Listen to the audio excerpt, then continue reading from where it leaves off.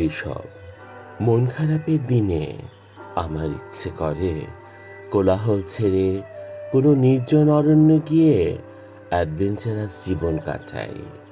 মাঝরাতে যখন দুশ্চিন্তারা পিছু তাড়া করে, তখন ইচ্ছে হয় সমুদ্র জলে পা ভিজিয়ে বসে থাকি খানিকক্ষণ।